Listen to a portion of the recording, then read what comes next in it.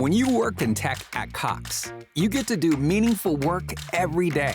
You get to be the biker who codes as fast as he rides, crafting advanced tech solutions that transform car buying. Or a guitarist who develops harmonious apps and websites, connecting people to people and businesses, all in real time. A savvy soccer mom running solution sets as passionately as she runs gameplays. Be the super secret keeper, designing cybersecurity systems to protect private data and websites. A planet protector, expanding EV battery life and inventing more ways to build a better future for all. When you work in tech at Cox, you get to do career-defining work that solves the greatest problems of our time. Join us and connect to work that improves lives, including yours. Learn more about our family of businesses at cox.career/tech. New year, new pleasure. Start 2025 with Starship's Customer Appreciation Days every day in January. Visit Starship locations on Old National Road in Atlanta, Terra Boulevard in Jonesboro, and Highway 34 in Noonan, and indulge in an extra 20% off when you whisper the secret keyword pleasure at checkout. Awaken your passions and spice up the new year with 20% off in-store every day in January. Just say the secret word pleasure. Make 2025 the year of endless pleasure with Starship, your trusted partner in sexual health and wellness. I know a lot of you are saying to yourselves, he's asking for a miracle to happen. He's expecting people to change all of a sudden. Well, you're wrong. It's no miracle. It's no miracle because I see it happen once every year, and so do you, at Christmas time. There's something swell about the spirit of Christmas, to see what it does to people, all kinds of people. Now, why can't that spirit, that same warm Christmas spirit, last the whole year round? Gosh, if it ever did, if each and every John Doe would make that spirit last 365 days out of the year, we'd develop such a strength, we'd create such a tidal wave of goodwill that no human force could stand against it. Yes, sir, my friends, the meek can only inherit the earth when the John Does start loving their neighbors. You better start right now. Don't wait till the game is called on account of darkness. Wake up, John Doe. You're the hope of the world. John, you were wonderful.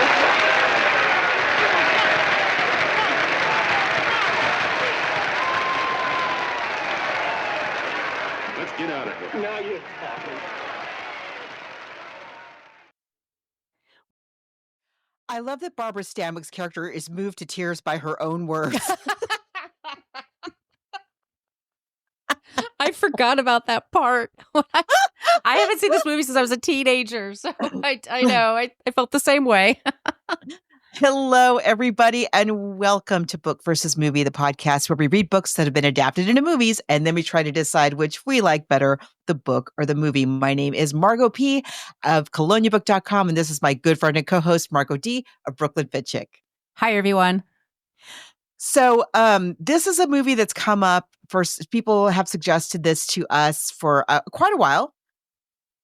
We did not realize, though, when we decided to do this movie, we just chose it last week because we saw that the movie was easily available and that the source material, the original story, was free. So I swear, we had no idea of the timeliness of this particular film to this particular week in American history.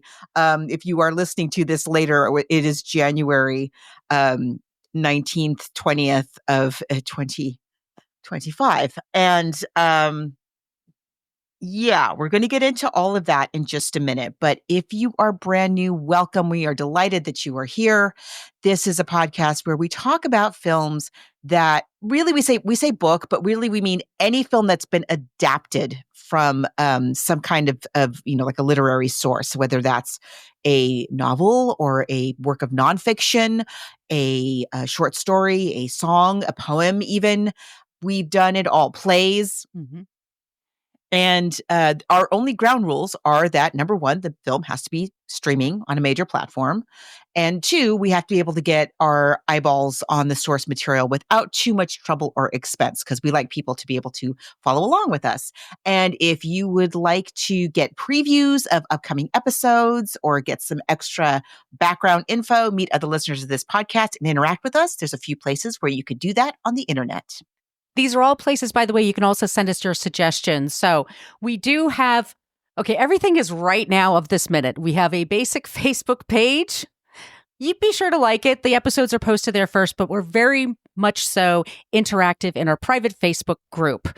So you type in Book VS Movie Podcast Group and ask to join on Facebook. And we have a couple of lists there maintained by our superfan Thaddeus of shows we've covered in the past, titles we've covered in the past, titles people have ideas for the future. There's two different there.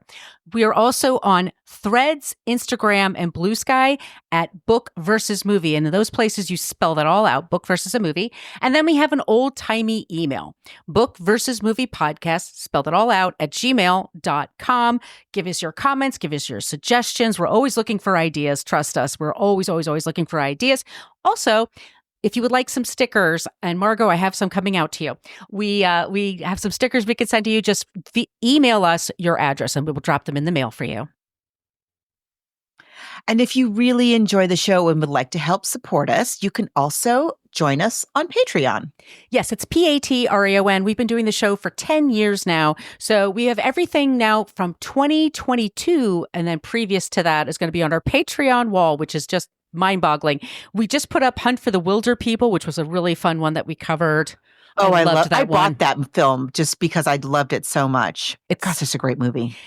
I still, Ricky Baker, I still sing that in my head. The Lost also on there, by the way. Bed Knobs and Broomsticks, Pinocchio, Beauty and the Beast, The Bad Seed, Invasion of the Body Snatchers, In a Lonely Place, Elvis and Me. All of those are on our Patreon wall. We also have some free episodes on there. Some of the holiday episodes we've done in the past are on there. We also put clips from the movies that we're covering for free on Patreon, and also our old episodes, as we like to call it, when we really didn't know what we were doing, but we just, had a lot of enthusiasm. If you can actually listen to one of those and you're like, I think you guys should redo this one. I was thinking this the other day, by the way, Marco, I was thinking of Planet of the Apes. That might be a fun one to redo. Oh yeah, that might be good. That was really, really fun.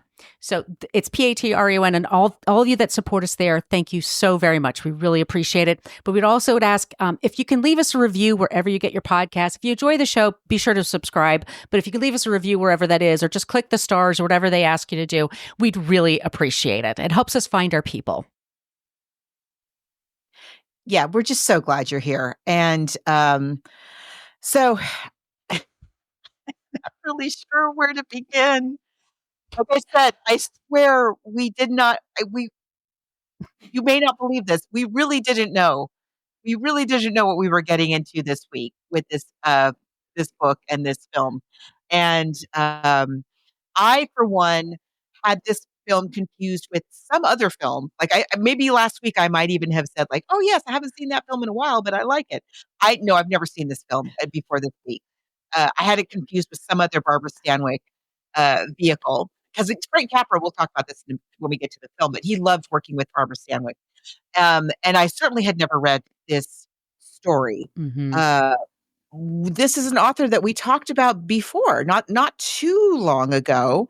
We won't go into him too much. There's not really that much available, as I recall, anyway. Right. But our author, Richard Connell. Yes, he was born. Go ahead.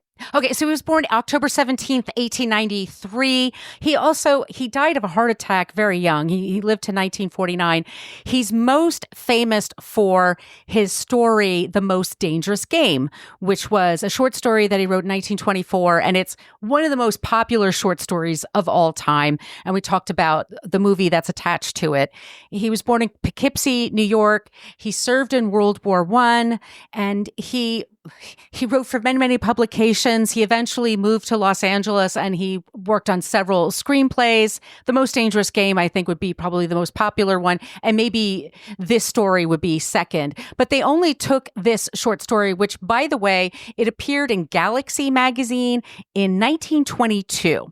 So you have to think about what was America like in 1922. We're out of World War I.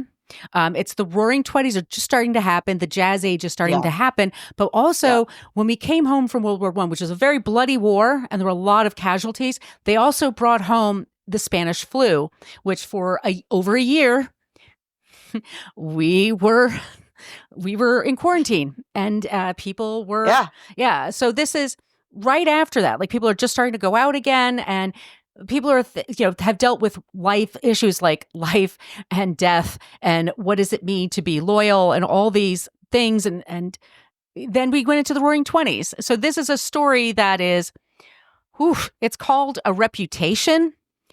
And it's called A Reputation. Yeah, it's not a long story at all. The Most Dangerous Game, by the way, was a great story. We really, really liked it a lot. And this is he definitely has a distinct style, although I don't know quite how to describe it to somebody, he's very, doesn't hit you over the head with details. We jump right in, and like Margos said, this is pre the crash, the stock market crash, and the Jazz Age is revving up, and you have how do we talk about the this? similarities. You have a great disparity between the rich and the not rich. And the rich are really running things. And they have this, privileged life. And the story opens in a private club for rich people. I forget what the name of the club is. The Heterogeneous Club. Oh, right. Heterogeneous. The Heterogeneous. Sorry. That's right. And there's a lot, the poking fun.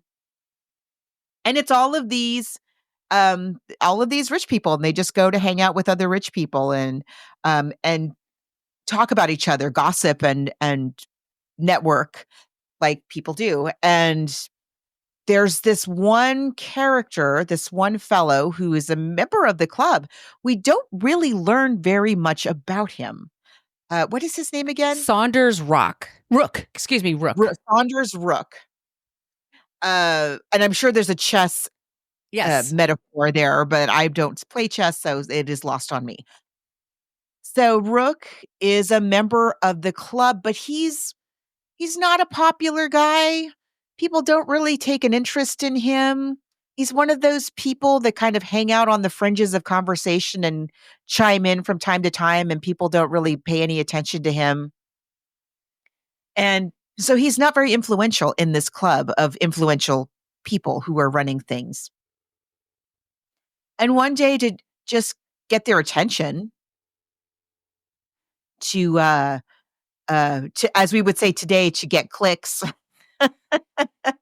he just casually says, trigger warning, because both in the story and in the film, there is a great deal of talk about suicide.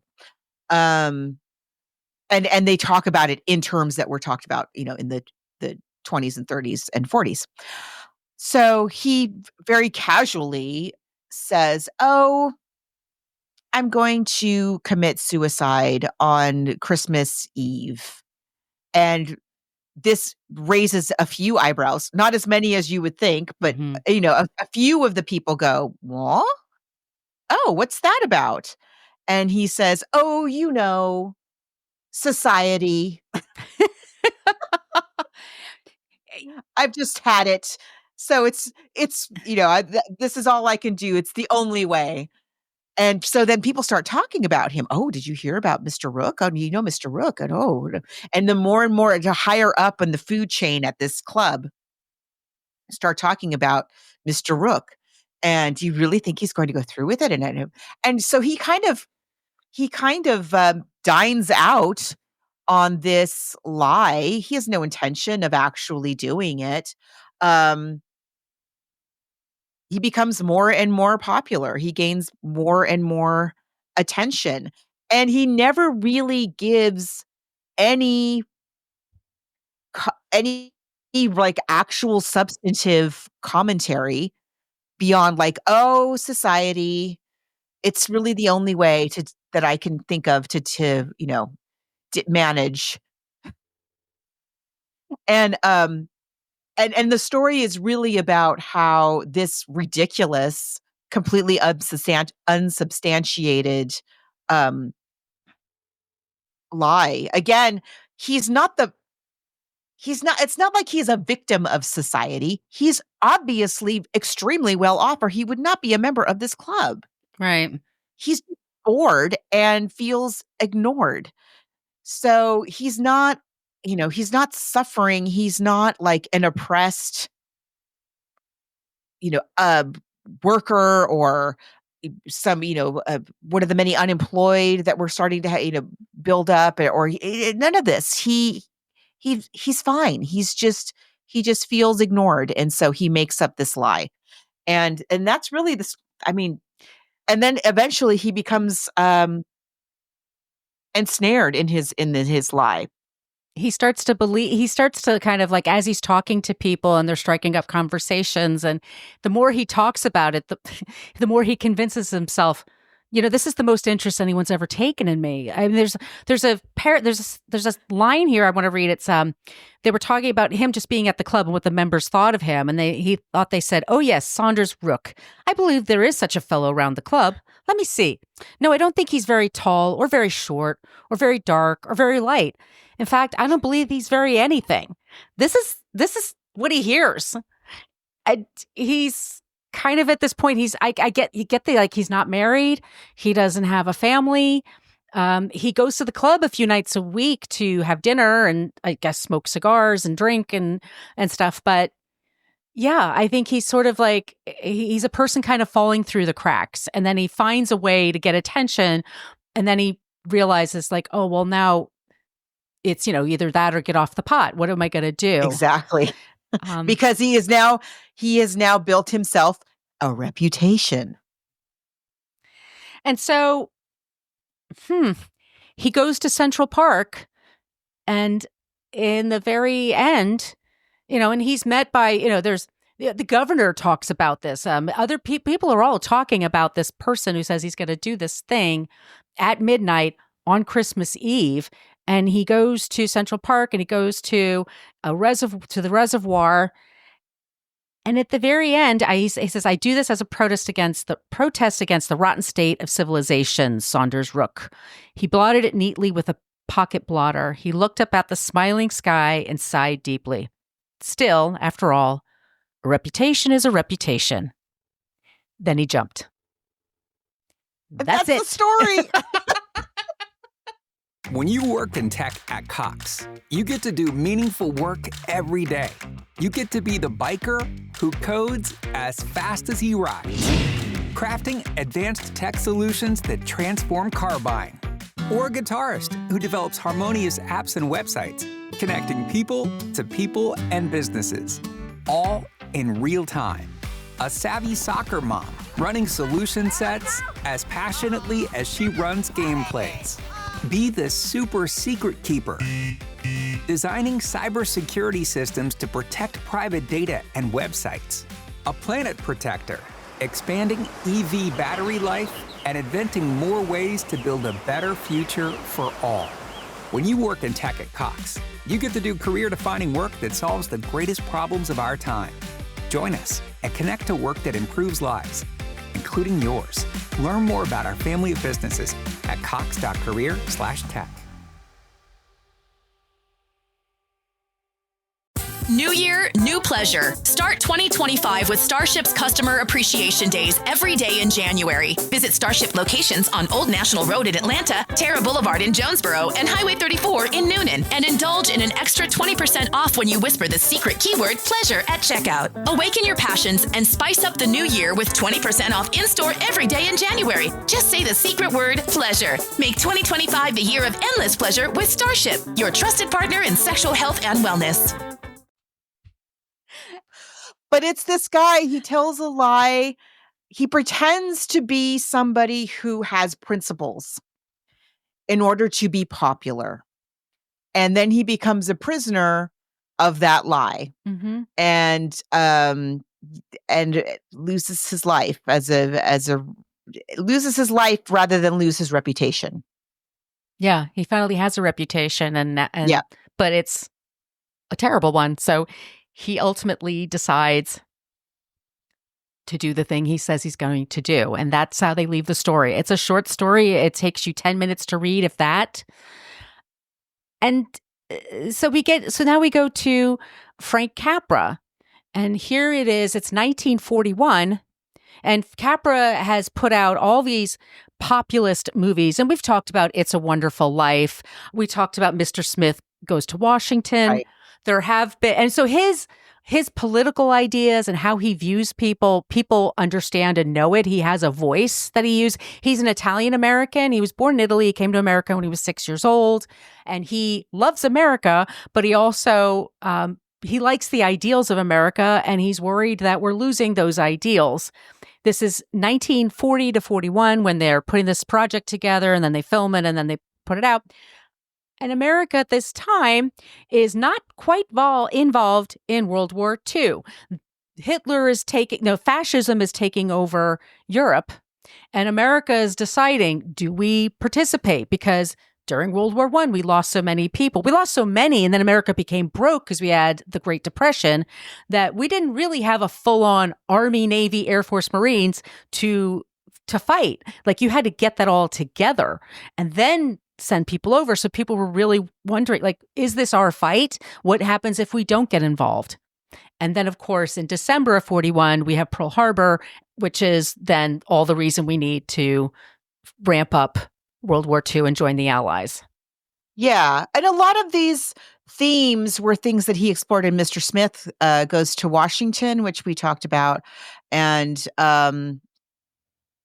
he has a definite point of view. He's very, very pro the United States and what the country is supposed to stand for. And it's something that comes up throughout his work. So even in It's a Wonderful Life, as we have the brother who is the serviceman and the war hero, and the brother who stays home. And Capra's such an interesting guy. He has so many relationships with people that he has a long career. First of all, like from the silent era, he lived to be, was he like 90 or something? Yeah, almost 90. 94. Wow. Yeah. So a very, very long career and very successful, of course. And he had, therefore, like a lot of really interesting collaborations that he had throughout his career. One of which was, of course, with Jimmy Stewart. One of which was with Gary Cooper, who we're going to talk about today. Barbara Stanwyck, who we're going to talk about today. Our screenwriter, Siskin, who we're going to talk about today. But also the lighting people, the sound people, the sets, he had these relationships. And so when you look at the body of his work, there are these themes that weave in and out, partly because of the people who he's working with. And I think he must have been really fun to work with, because a lot of people worked with him multiple times. And this movie, obviously, like I said, I had confused it with something else. You have to kind of prep yourself for this movie. And yeah. Let us warn you. Yes. Especially this week. Right. Especially the way things are right now. I think I saw it. It was called the Little Theater in Ridgewood. And it was just this little movie house where you could see movies. And I didn't realize then, but they were showing movies that were in public domain, because that's how they could make money, right? And so there was a bunch of movies that came out in the 20s, 30s, and 40s that in the 80s and 90s, people were having these little revival houses and finding them. And that's how I saw it. And I remember I went with my best friend and we cried our eyes out at the end because we didn't know what we were going to see. But it was my introduction to Gary Cooper, who I just have a big crush on. And wow. Yeah. Whoa. I always forget about Gary Cooper, and then I watch a Gary Cooper film and I'm like, why is anybody not talking about him? I also did recently a Sopranos rewatch, and that's one of Tony Soprano's big thing. What happened to Gary Cooper? That's right. I get it. Oh, Get it. I'm on board. I totally understand. I mean, handsome. He seemed to have a conscience. He seemed to have a soul about him that. But also, well, we'll get into it in a minute. But do we want to show the trailer? Let's show the trailer. Yeah, let's show the trailer.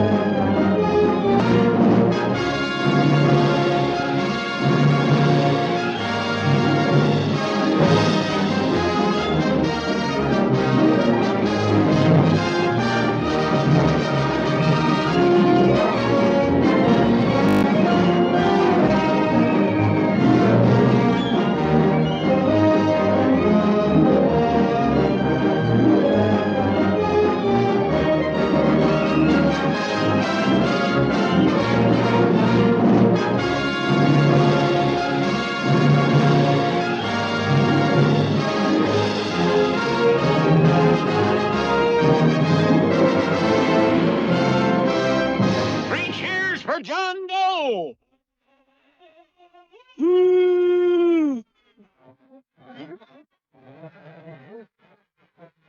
Crowd's beginning to riot. They're starting to throw things. Somebody's going to get hurt.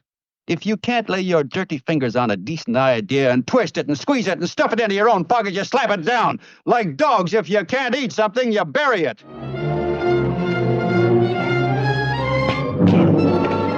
Please listen to me. Please, I can explain everything, John. I didn't know what they were going to do. Let me go with you, John.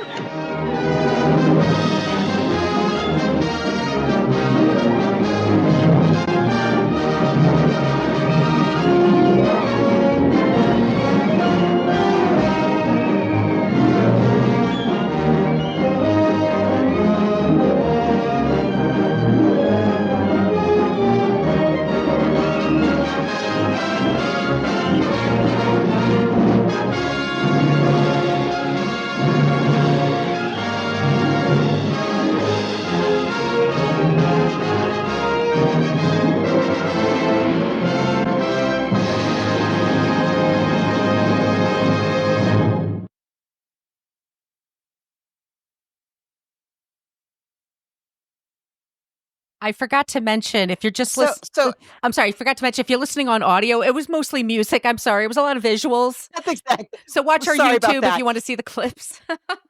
It's a lot of reading. The trailer is demanding a great deal of reading from the audience, and it is promising A lot. everything.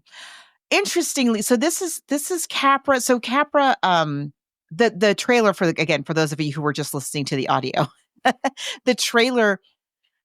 Most of the trailer is devoted to this is Frank Capra. He gave you this. He gave you that. He gave you this and movie and that movie and da-da-da-da. And if you thought that was great, wait until you see Meet John Doe. This is Capra's first film with Warner Brothers. And so Warner Brothers, interestingly, and this is not like them, Warner Brothers is not leading with the fact that it's a Warner Brothers picture. They're leading with the fact that it's a Frank Capra picture.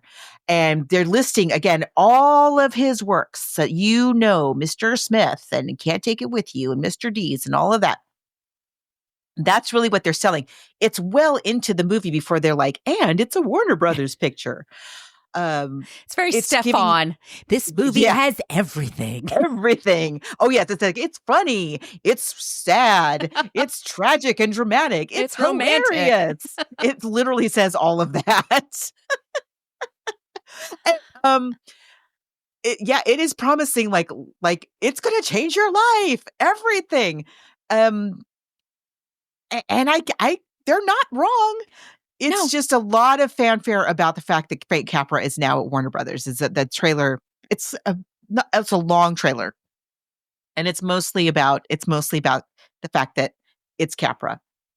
New year, new pleasure. Start 2025 with Starship's Customer Appreciation Days every day in January. Visit Starship locations on Old National Road in Atlanta, Terra Boulevard in Jonesboro, and Highway 34 in Noonan. And indulge in an extra 20% off when you whisper the secret keyword pleasure at checkout. Awaken your passions and spice up the new year with 20% off in-store every day in January. Just say the secret word pleasure. Make 2025 the year of endless pleasure with Starship, your trusted partner in sexual health and wellness. Which is fine. They can't show clips of any of his previous movies because they're not from that studio.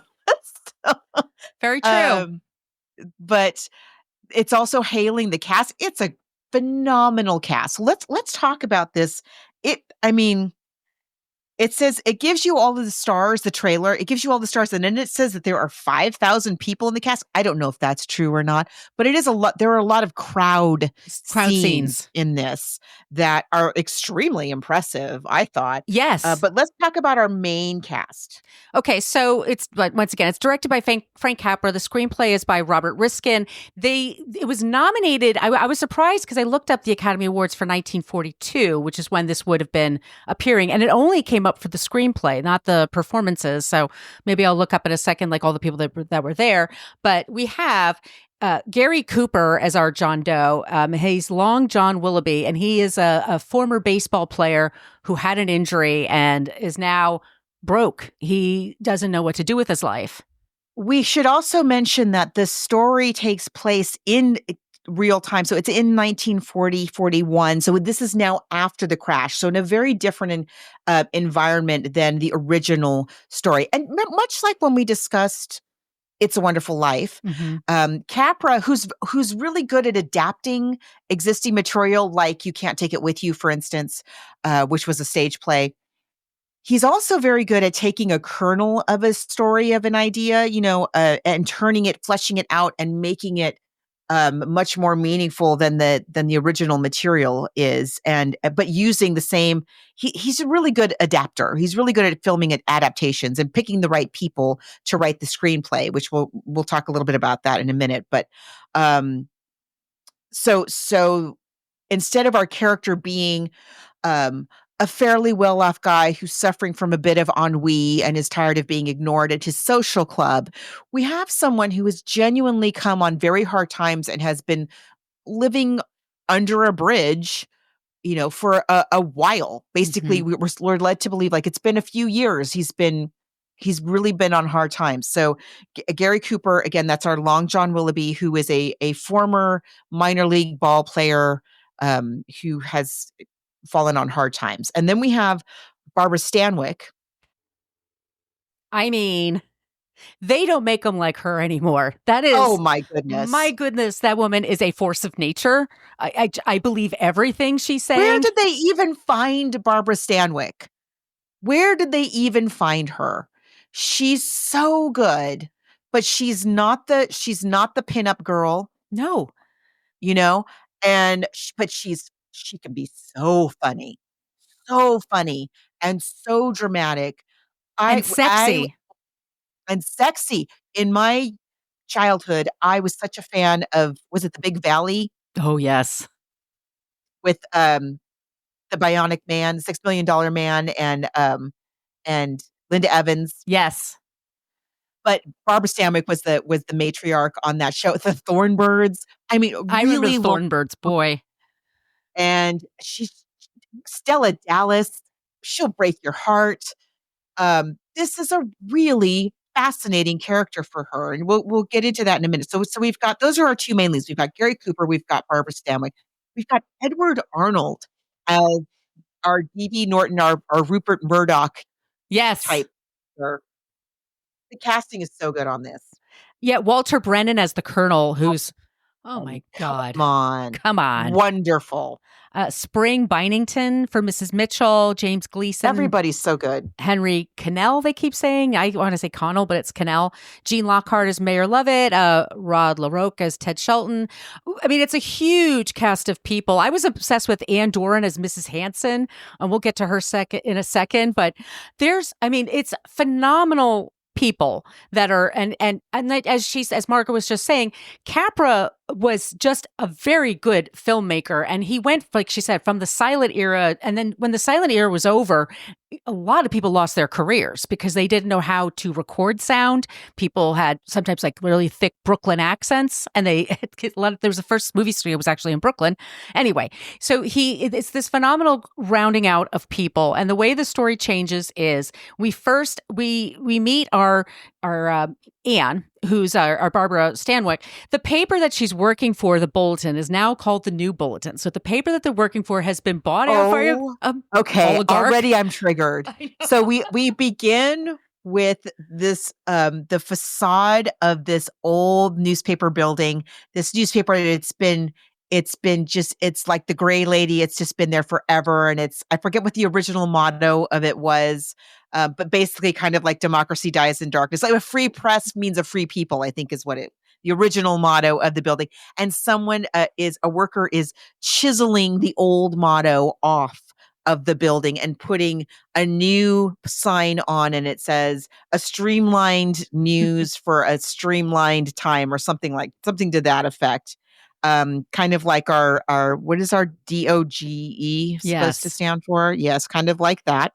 And because why? Because it's been bought by a millionaire, which today would be a billionaire. Imagine that.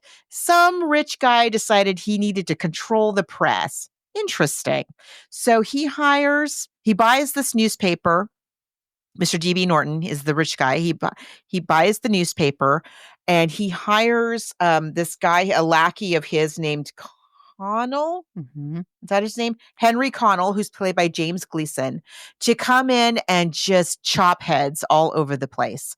And there's a scene where this guy, he tells the guy to go in and fire everybody. And this guy walks in, and without saying anything, he points at somebody and goes, he's firing people, pointing and clicking and pointing and clicking. And one of the people that he points and clicks is Barbara Stanwyck. And Barbara Stanwyck, all of these men are like, oh God, here we go. And they pack up their stuff and Eeyore. The Eeyore, and they start leaving the building. But Barbara Stanwyck's like, whoa, hang on a second. I need this job. She pops into their office and says, look, you pay me $30. Look, I take care of my mother. I have siblings. I have, I have responsibilities. I need this job. And then she says, look, you pay me 30 a week. I'll take 25. I'll even take $20 a week. Just please. And they say, nah, we're going in we're streamlined. So we're going in a new direction. But they said, oh, before you leave and get your last paycheck, give us your one last column. And they were saying that she's all something in lace. Like it's all like she does these lavender and lace. So you're too girly. You're too girly, feminine, and we want delicate. They say, yes, we're interested in things that are going to move newspapers. We want fireworks. And so she's like, oh, great. So she goes and she starts packing up her things. She has submitted her final column, but somebody comes in and tells her like, oh, your column's not quite long enough. It's a little too short. You're going to need to add, X number of words to kind of fill it out so you can get your final paycheck. And so then she gets a little idea. One of the things that I think is interesting about Barbara Stanwyck's character, at no moment does she pretend to have any kind of journalistic integrity. No. None. She's very clear that she needs a paycheck, and this is all about a paycheck to her. So she's like, oh, they want fireworks? I'll give them fireworks. And she sits down and there's this whole montage. She's typing away. She's furiously typing away, and she's concentrating, and she's sweating, and her hair's getting messy as she's tapping away at the typewriter. It's so funny. And then she's like, shick, and she gives it, there you go. And the editorial assistant is like, whoa, this is all lies. And she's like, yep. Get my paycheck now. Bye. I'm going to go get a drink and try to forget all this. Right. But so she writes a column, and she creates a story about a guy that she's calling John Doe. And he is so much in despair about the state of the world that he is promising to take his own life on Christmas Eve, as his as a rebellion, I guess, of some sort against the loneliness and the awfulness of the world. It's just too much. He can't handle it. He's disappointed in what's happening to our country. He's disappointed what happened with our people. And he just like, I can't take it for another second. So then. And he says he's going to, he's going to jump off of City Hall. Specifically, that's his threat that he's making.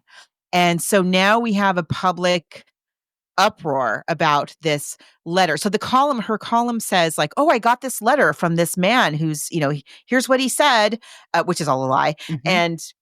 But people read it and they think that it's true. And so you have wealthy, people and powerful people in the city calling up this new guy, Connell, the one who was firing everybody, and being like, what's this? How could you possibly let this happen?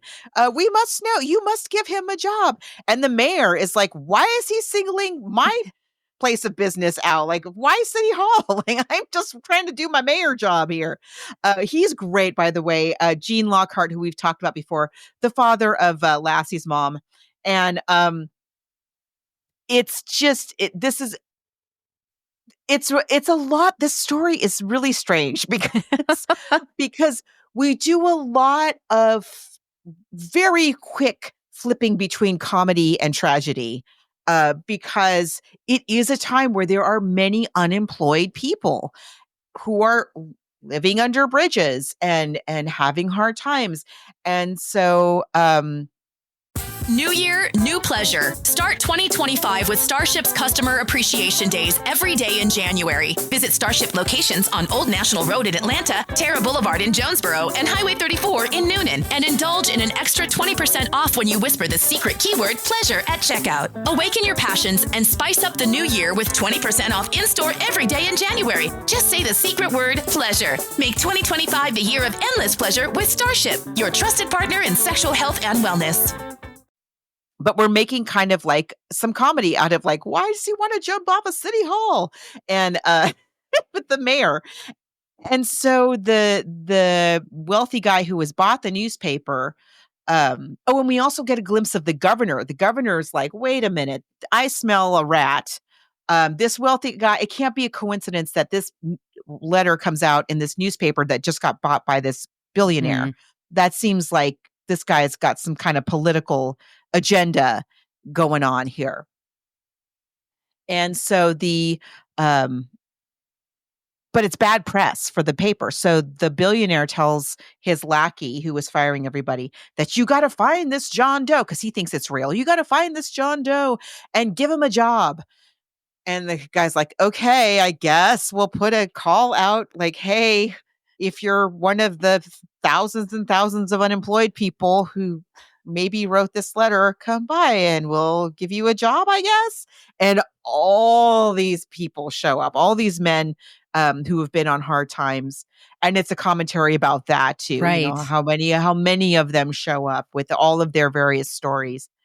And meanwhile, Barbara Stanwyck, with this clever little idea of hers, has wheedled herself back into a job. So now she has a job managing this whole John Doe business.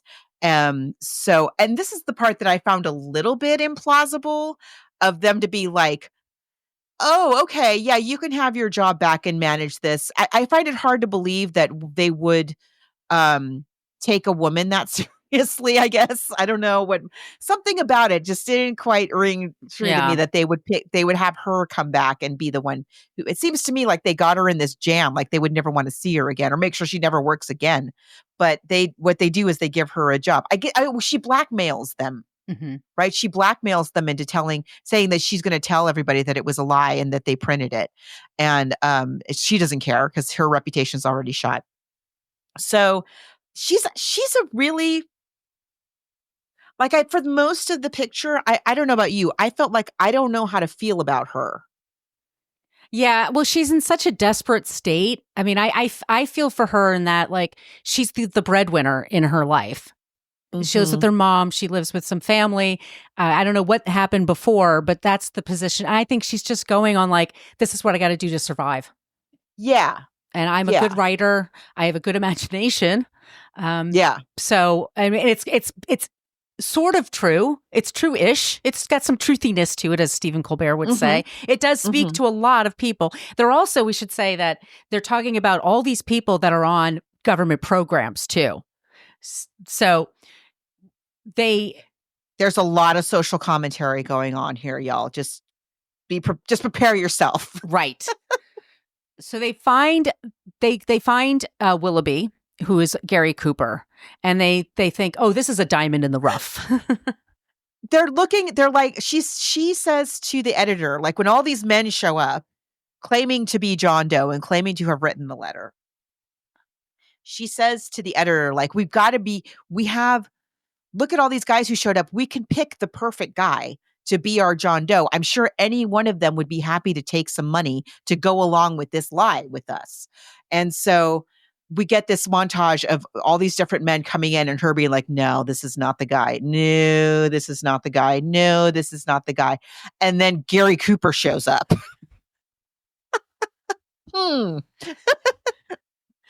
And yeah, he's a diamond in the rough. So they give him $50 a week, which is a lot of money for them. He gets clothes. He has a hotel suite. They put him up in a fancy hotel suite. Right. With a real bed. And he brings his friend, the Colonel, who is Walter Brennan, as his buddy to keep an eye on him. And he's also like the voice of reason for him. Like he realizes this kind of stinks right now, but I'll enjoy this for the time being. You know, I've got a place to stay. It's cozy. You know, I'm going to watch my friend. And so these articles start going out, and then other media are starting to pay attention to this one story about John Doe. And that's when we find out is that, and John's having a crisis. I mean, or John Doe is having a crisis because he's lying and he knows he's lying. And that's not what he wanted to do. He wanted to play baseball and he hoped to make enough money, then maybe work for a car lot or something and make, you know. They also make him the promise if he goes along with, because the reason he got out of baseball was he had an injury. He injured his arm. And so they make a promise to him that if he goes along with this lie, they not only will give him the hotel suite and the cash, but they will also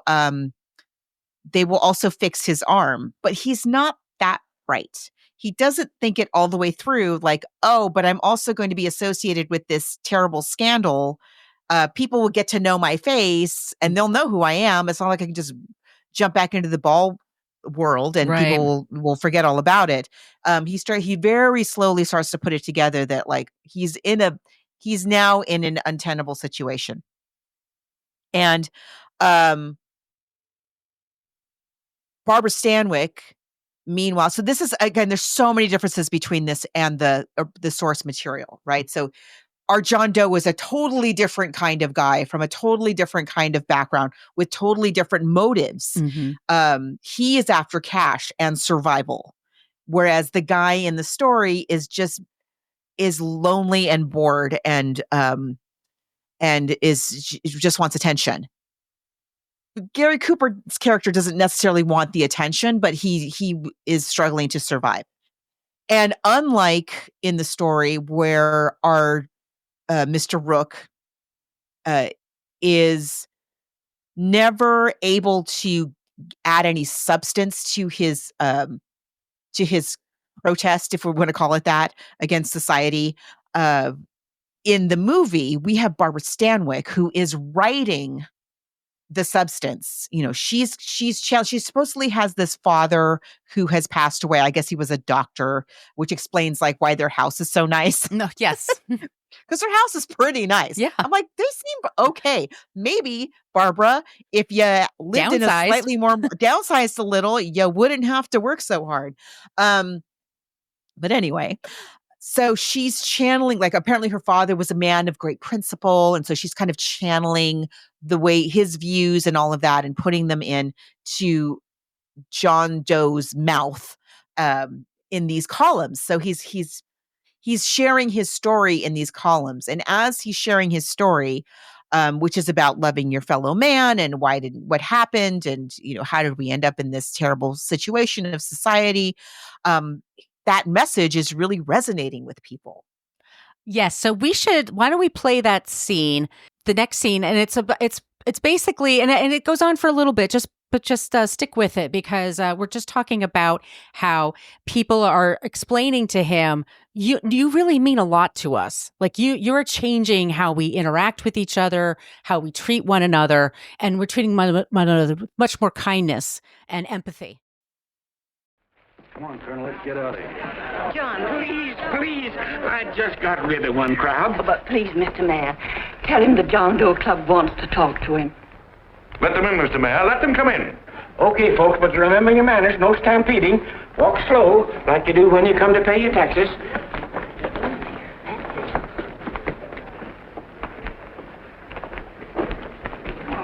Okay. All right, give me a chance. Come right in. My name's Bert Hanson, Mr. Doe. I'm the head soda jerker at Schwabacker's drugstore. Well, sir, you see, me and my wife, we heard your broadcast, and we got quite a bang out of it, especially my wife. Kept me up half the night saying, that man's right, honey. The trouble with the world is nobody gives a hoot about his neighbor. That's why everybody in town's sore and cranky at each other. And I kept saying, well, that's fine, but how's a guy going to go around loving the kind of neighbors we got? Old Sourpuss, for instance. You see, Sourpuss Smithers is a guy who lives all alone next door to us. He's a cranky old man that runs a second-hand furniture store. We haven't spoken to him for years. I always figured he was an ornery old gent that hated the world because he was always slamming his garage door and playing the radio so loud he kept half the neighbors up. Well, anyway, the next morning I'm out watering the lawn and I look over and there's Sourpuss on the other side of the hedge straightening out a dent in his fender. And my wife yells to me out the window. She says, go on, speak to him, Bert. And I figured, well, heck, I can't lose anything, so I yelled over to him, good morning, Mr. Smithers. He went right on pounding his fender. Was I burned? So I turned around to give my wife a dirty look, and she said, louder, he didn't hear you. So in a voice you could have heard in the next county, I yelled, good morning, Mr. Smithers. Well, sir, you could have knocked me over with a feather. Old Sourpuss turned around surprised-like, and he put on a big smile, came over and took my hand like an old lodge brother, and he said, good morning, Hanson. I've been wanting to talk to you for years, only I thought you didn't like me. And then he started chatting away like a happy little kid, and he got so excited his eyes all... Well, Mr. Doe, before we got through, I found out Smithers is a swell egg, only he's pretty deaf, and that accounts for all the noises. And he says it's a shame how little we know about our neighbors. And then he got an idea, and he said, how's about inviting everybody someplace where we can all get together and know each other a little better? Well, I'm feeling so good by this time, I'm ripe for anything, so Smithers goes around the neighborhood inviting everybody to a meeting at the schoolhouse, and I tell everybody that comes in the store, including Mr. Schwabacker, my boss. I'm talking too much. New year, new pleasure. Start 2025 with Starship's Customer Appreciation Days every day in January. Visit Starship locations on Old National Road in Atlanta, Terra Boulevard in Jonesboro, and Highway 34 in Noonan. And indulge in an extra 20% off when you whisper the secret keyword pleasure at checkout. Awaken your passions and spice up the new year with 20% off in-store every day in January. Just say the secret word pleasure. Make 2025 the year of endless pleasure with Starship, your trusted partner in sexual health and wellness. That's Regis Toomey as Bert Hanson, the soda jerk. I love this. Bert, as Regis Toomey, by the way, was a character actor. He was in so many movies. Oh my goodness. Just a crazy long resume. He was in, I was looking for movies that we talked about. The only one that I could find that we've discussed was The Bishop's Wife. Oh. He was in that. But yeah, no, he's absolutely wonderful. And he's talking, he's going on and on and on. And then his wife chimes in. But it's a wonderful scene because what you heard at the beginning of the clip is, as we said, Long John Willoughby, aka John Doe, aka Gary Cooper, he is very slowly putting the pieces together of like just what kind of a jam he's gotten himself into. And he's about to just walk away from all of it, which he probably really should have done. but just as he's about to get himself out of this situation, all of these people show up. It's now become a movement. I love when the mayor says, just walk slowly like you do when you pay your taxes. As we all do. But they get together and they start to realize, and they say in later on in the clip, but they say, we helped him and now he waters the lawn, and this person helps at the school, and this person does this. And it's like, so they're off of public assistance, and because they're now more, helping the society more, but they're also helping each other more. And so these are just the regular John and Jane Does across the country. And this takes off. I mean, they're based in Los Angeles. They don't say what city they're in, but it's LA. Yeah. But this takes off around the country, and then they realize, like, oh, wait, this could be a third party. Yes. So the scheming billionaire who bought the newspaper in the first place, he right away is like, oh, interesting. They're forming these clubs. Let's fund them. Let's fund these clubs so that let's get as many of them across the map as we can possibly get. This is great. And so it's not really about selling newspapers anymore. It kind of doesn't make any sense. And people are even in his immediate circle are like, well, that's nice, but why are you funding all of these clubs out of your own pocket? Isn't that awfully expensive? Like, what's in it for you? And he's like, never mind about that. Just a good citizen. That's all. Yeah. Let's just get that John Doe out there talking to people. And so he sends them on a speaking tour and all of this. And the whole time Gary Cooper is he's like, feels really stuck now because they're not his words. Right. They're Barbara Stanwyck's words. And certainly people are lovely to him, but he feels like a fraud because he is one. And that feels yucky. And but now he's in a situation where, it would actually hurt people for him to walk away. And he realizes that. And so he is well and truly stuck. And then lo and behold, it turns out our billionaire's not such a nice guy. Shocking. He had political ambitions. What? And John's ensnared in it. He's the public face, he's the public voice, and she's like the words that come out of their mouths, and they're both kind of in this jam. They're kind of stuck in this, and this is a third party that's supposed to be like, we're for the real Americans, the hardworking people, the ones that get up every day and that make this country but behind great. the scenes, he's like, they need an iron fist to rule them, so a little bit of fascism, buy the newspapers and control the information and tell the working people that you're really about them when you're really not about them. So it'll give you a headache if you think about it too much. I'm starting to get a headache. Yeah. Should we play the clip of the one of the speeches that he gives, just so you could see what it's Gary Cooper. It's Gary Cooper. He's absolutely wonderful. But bear in mind, these words are supposed to be the words of Barbara Stanwyck's character. So he's delivering words that are not his own. And what I love the way he does this scene in particular, I think is so good. He's so believable in acting as though, by this I mean Gary Cooper, not the character. He really gives the impression of he's reading this speech and hearing these words for the first time, and he's like, oh, wow, yeah, that's a good idea, as he's reading it in real time. So here we go. Well, people like the governor and that fellow there can stop worrying. I'm not going to talk about them. I'm going to talk about us, the average guys, the John Does. If anybody should ask you what the average John Doe is like, you couldn't tell him because he's a million and one things. He's Mr. Big and Mr. Small. He's simple and he's wise. He's inherently honest, but he's got a streak of larceny in his heart. He seldom walks up to a public telephone without shoving his finger into the slot to see if somebody left a nickel there.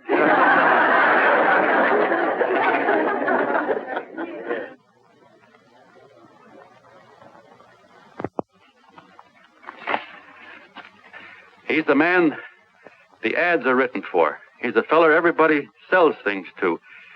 He's Joe Doe, the world's greatest stooge and the world's greatest strength.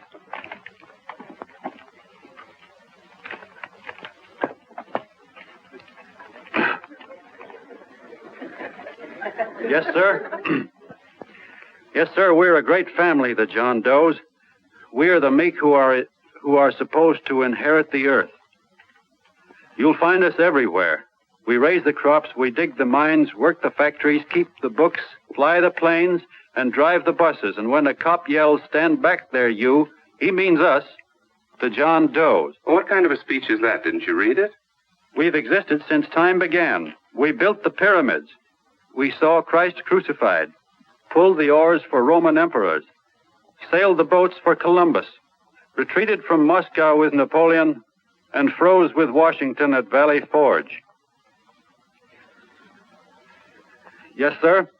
We've been in there dodging left hooks since before history began to walk. In our struggle for freedom, the canvas many a time, but we always bounce back because we're the people, and we're tough.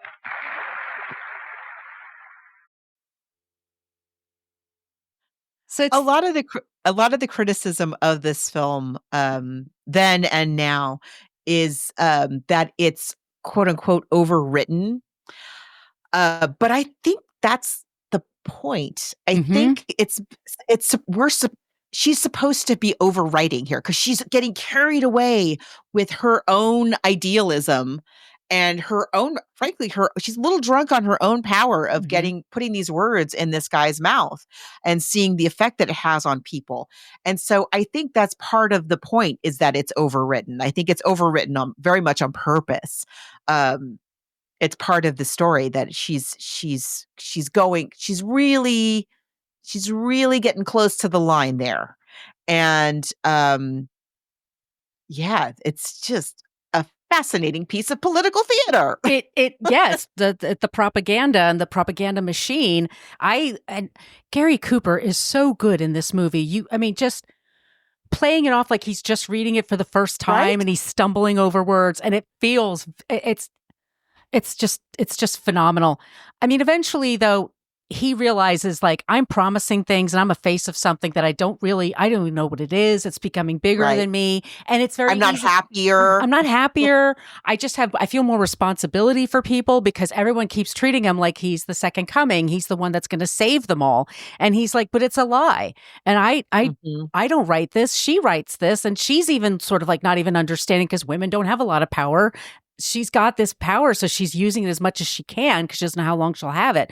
But eventually what happens is he is being bribed in order to continue going. Like, they want him to run for office, but then they want to take over. What does that remind you of?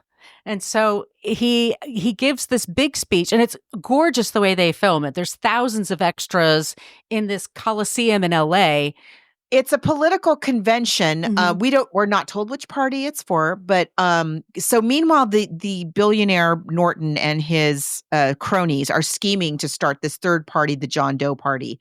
I'm a little confused as to whether that convention whether we've gotten as far as that's what that's for, or if he's at an existing party's political convention and they're going to parlay that into their launching of the third party. That wasn't quite clear to me, but nevertheless, it is a very convincing portrayal of a political convention.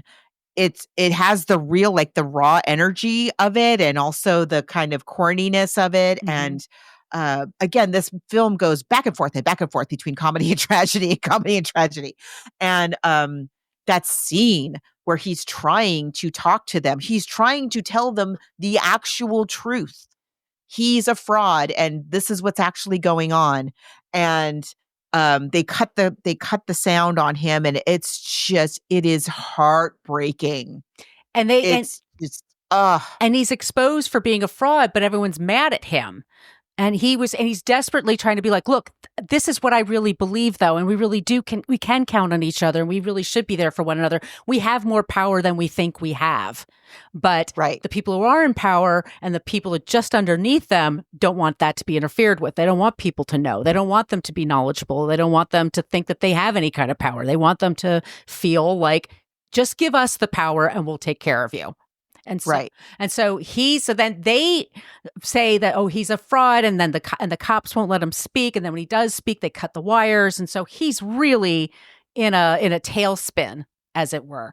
And much like It's a Wonderful Life, and there's a lot of, I couldn't believe how much was there, but like he's on a bridge and he's like thinking, he's like at a top building, right? And he's just kind of, he's on top of the building that he's on top of City Hall, where he originally had said but that it's he was filmed going to jump. the same way as Jimmy Stewart is filmed. Oh, it really it's is. absolutely, like, I would say, like, Definitely. shot for shot. It looks exactly. Yeah. Oh, yeah. And I think I have that clip next. Yes, we do. We have that clip.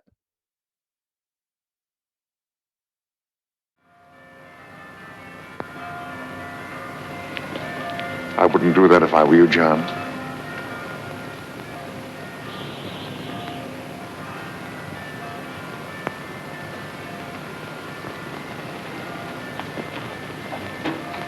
It'll do you no good. The mayor has policemen downstairs with instructions to remove all marks of identification you may have on your person. You will be buried in Potter's Field, and you will have accomplished nothing.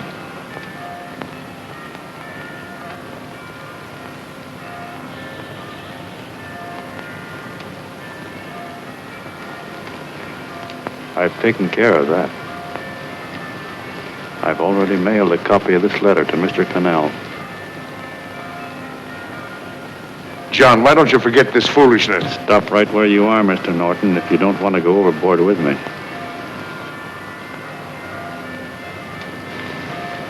I'm glad you gentlemen are here.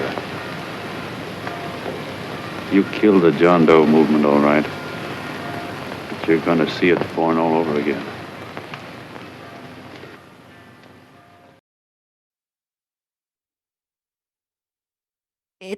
It's the church bells. It's the snow. Yeah, the snow. And I wouldn't do that if I were you, except in this case, it's not an angel that is stopping him. Right. It's our bad villain, D.B. Norton, played by Edward Arnold, who is absolutely wonderful. He's in Mr. Smith as well. He does a really good job, Edward Arnold, of our villain, of being, for most of the picture, I'm going to say, like, you're not quite sure what his motive is. And he has this kind of, because again, we do have this little comedy flirtation that's going on throughout the film. He has this almost avuncular energy for a lot of it. And then we learn, like, there's a, like, he is a dictator. Mm-hmm. You know, he really is a real bad fascist guy. And when it is revealed, you just see like the depth of his evil, and there he is. And he comes out of the shadows with his whole little band of cronies behind him. It's great. It's just great. And then we have, so he's, so there he is. He has already resigned himself at this point. John, Gary Cooper's character, has resigned himself that he is going to jump. He doesn't see any other way around it. He doesn't have any way around it. And he really legitimately, unlike in the source material in the story where he's like, well, there's just no other way. He's merely saying that as a way to sound deep. But this guy really genuinely feels like he has no other way out. He's done everything that he can possibly do, and he can't live with himself, right, being their stooge. So, and being a phony to all these people. Being a phony. And so even as Eddie Arnold is saying to him, like, it's no use, like, nobody will know who you were, he doesn't care. He's beyond caring about that. And we really think he's going to jump. But then, of course, Barbara Stanwyck shows up. And also, more significantly, who shows up is Bert the Soda Jerk. And his lovely wife. And Sourpuss. And Sourpuss. The original that they had there. They filmed either 4 or 5 different endings. Capra could not decide how to finish this movie. So what they did then is they filmed like 3 or 4 different endings, and they showed it at theaters on the West Coast to test it. And people hated these different endings until he finally, the compromise he came up with is we'll let him live because it's Gary Cooper, and we'll have Barbara Stanwyck come in and be his rescuer, but also but more of just somebody who's like shining a light to him. Like, no, you became something real to people, and it actually sparked something inside of you. This is genuine. It started out phony, but it's become genuine, and you shouldn't throw it away. We can definitely, if we did it before, we can do it again. And she's just grabbing him by the lapels. And then she passes out. And then she passes out. And then she's sick. That's another little plot point, is that she's sick. She's got a fever for some reason, and she's too sick to go out. And I don't know. She's not afraid of giving him her whatever it is that she has. No. but okay. But it's very dramatic. I think I have that really, clip there. Yeah. Let's play that clip. Hold on.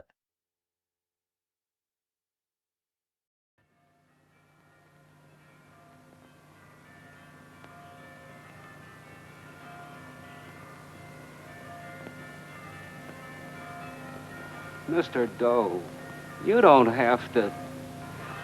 We're with you, Mr. Doe. We just lost our heads and acted like a mob. What Bert's trying to say is that we need you, Mr. Doe. There were a lot of us that didn't believe what that man said. We were going to start up our John Doe Club again, whether we saw you or not. Weren't we, Bert? And there were a lot of others that were going to do the same thing. Well, Mr. Sourpuss even got a letter from his cousin in Toledo. And I got it right here, Mr. Doe. Only it'd be a lot easier with you. Please. Please come with us, Mr. Doe.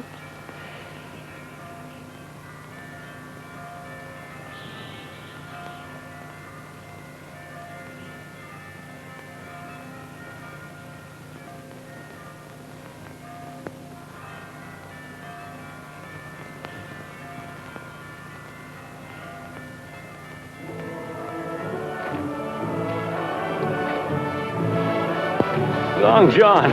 Mr. Doe. Here, we'll help you with her. She'll be all right. Mr. Doe, take her right down to the car. Right up. Look, we got a car right down to her. They are, Norton, the people. Try and lick that.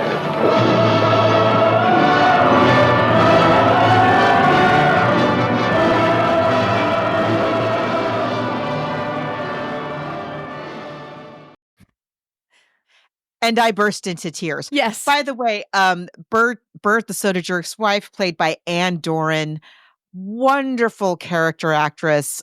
Many of us know her as James Dean's mom in Rebel Without a Cause. Just to give you an idea of her range, like she's kind of like an awful character in that. She's a really yucky woman in that film, and she's so wonderful and so kind and just so.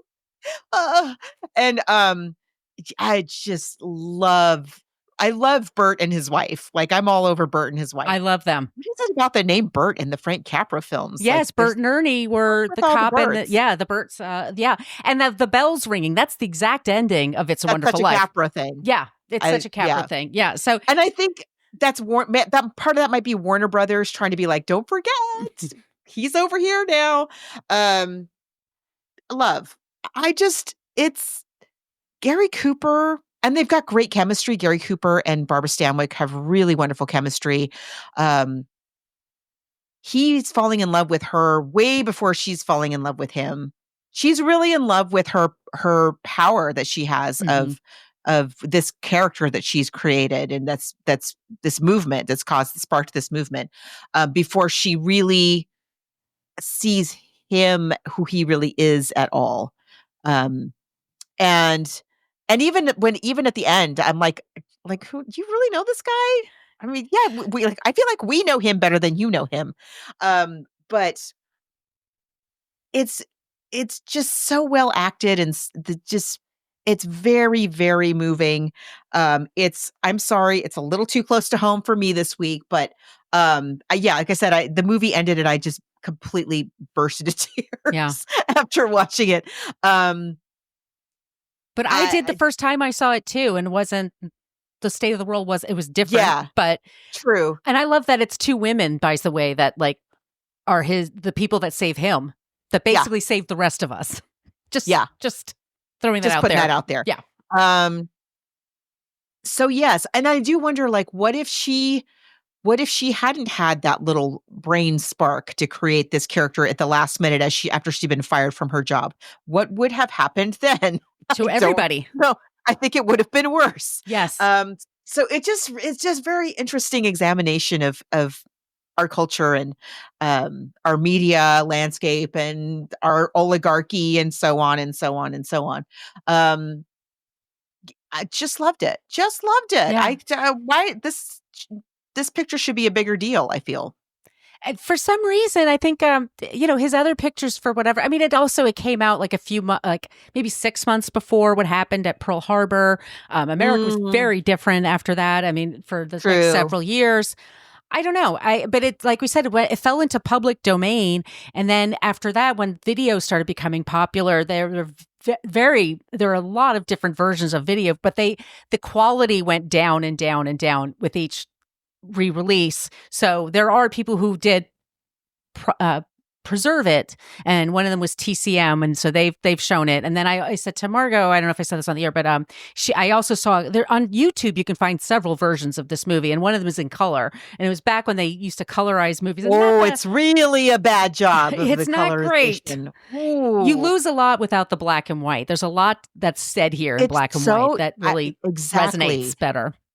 This film is the lighting is so beautifully done. And there's so many, and very much like in Mr. Smith, we have a lot of different kinds of lighting that we're doing. I don't think we have a lot of daylight going on like in Mr. Smith, but we have those, like that convention scene really feels so authentic. The scene of D.B. Norton and his cronies, like around the dinner table in his lavish mountain mansion. It seems very realistic, like it's beautifully lit.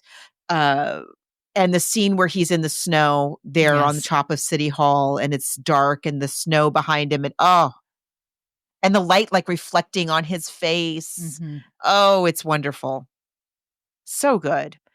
So I think this is a straight up movie. Yes. Clear victory for the movie. Story is very good, but it's a very different kind of message, and it was written at a very different time in history. Very, very different landscape in the 20s versus in 1941. Yeah, it's 20 years later. A lot had happened. Yeah. So yeah, just watch it. It's easy to find. Yes, But do yourself a favor and watch the restored version, because it is beautiful. I mean, it's a shame that it was in such bad condition for so long, because it was so beautifully crafted. It's such a great team behind this. The score is very good, but I think in particular the lighting of Gary Cooper's face is a masterpiece. Just I could see why Patricia Neal was obsessed with him. Yeah. I get it. He, by the way, he was married to the same wife for many, many, many, many, many years, but he was a notorious womanizer. Gary Cooper. Womanizer. Yeah. And Patricia Neal went she almost mental health issues from it. Like when their breakup happened, she was really devastated, because they had an on and off thing for almost a decade, I want to say, before she married Roald Dahl and then all that stuff. But yeah, it's a wonderful movie. It's not the feel good hit of the summer. It's a bit. No, it's going to make you think in some uncomfortable ways, but only because there's some stuff we haven't dealt with. I thought for a moment, because I thought I was watching a different film than I ended up watching. I thought as it was going, it was the story was rolling along. I thought it was going to be like a face in the crowd, but it's like the anti-face in the crowd. Yeah. It's a similar story, but even to the female journalist, but with a very different kind of character at its center. And so that it's really good. Really, I just feel like we don't talk about this film enough. Why did I not know about this film? Love. Yeah, just watch it. Watch movie. it. Maybe watch it on Tuesday. In case you find yourself with nothing to do this week. Yeah. Definitely, I would say movie. Let's talk about, we have something really, really interesting coming up next. The Cyndi Lauper? The hint being Cyndi Lauper? Okay. So the hint being Cyndi Lauper. Cyndi Lauper. So we have a couple of fun episodes coming up that we'll put together, but the first one is going to be a song. And we have done songs to movies a few times, and people think, well, how long can that go? We've actually talked for well over an hour about them, because we talk about the artist, we talk about the time that it took place. Yeah. So we're going to talk about Girls Just Want to Have Fun. So it's the Cyndi Lauper song, which was written by one of the Hooters, by the way. It was a man that wrote this song. I'm sorry, that's fun.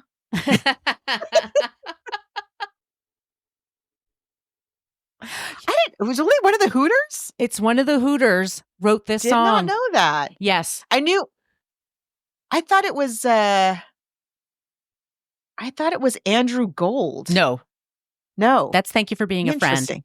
That's Thank You for Being a Friend. Yeah. Yeah. So it's we'll say is next week. So it's one of the Hooters. So, and it was Cyndi Lauper's big hit. We'll talk all about it because there's a lot going on. There's about wrestling that's going on there. It's about MTV. It's talking about Lauper versus Madonna, which became a thing in the media for some dumb reason.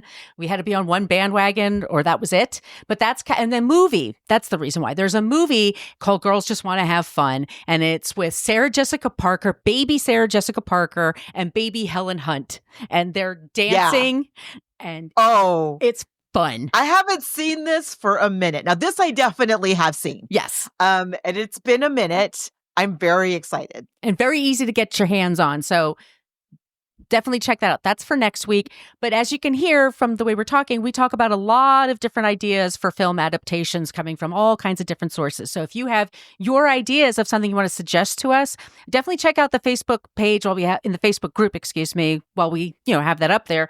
But please send it to us. All those places I mentioned at the top of the show. And our email, once again, is bookversusmoviepodcast, spelled it out, at gmail.com. And absolutely, if you want some stickers, just please, send us your address via that email, and we will get them out to you. Margot, where can they find you? You can find me online at coloniabook.com, and all my social media callouts are at She's Nacho Mama. And where can they find you? You can find me at brooklynfitchick.com. I'm at Brooklyn Fitchick for Threads and Instagram, and I'm at Brooklyn Margot for TikTok. We'll see what's going on with that. Oh, I don't know if you saw, even as we've been talking here, it's been reinstated. I wonder whose idea that was, and it's very, yeah. And also Blue Sky. And we're definitely trying to get the Blue Sky going. And each of us has our YouTube page. So you can actually watch this show. You can see all the clips. So mine is at my name, Margot Donahue. And hers is at She's Nacho Mama. And we get lots of people who stream the show, by the way. A lot of YouTube people that check us out. Yeah. I had no idea. Very surprised to learn that. Welcome. Glad you're here. Yeah. Especially for this movie where the trailer was like all about the visuals. All right, everyone. Thank you once again. And we will be back soon with a new episode. Thank you so much for listening to the Book versus Movie podcast. We're a part of the Spreaker Podcast Network. Go to Spreaker.com to check out all of the shows they offer. We ask that you make sure to subscribe to our podcast, Book vs. Movie, in your podcast app, so that way you'll never miss an episode. If you want to interact with the Margos, the best place to do that is in our private Facebook group. Go to Facebook and type in Book vs. Movie Podcast Group and ask to join. On social media, you can find us on Instagram and Threads. You spell out Book versus and Movie. Our email is bookversusmoviepodcast, spelled it out, at gmail.com. This is Margot D, and you can find me at my blog, brooklynfitchick.com, and I'm at Brooklyn Fitchick for Threads and Instagram. And on TikTok, I'm at Brooklyn Margot.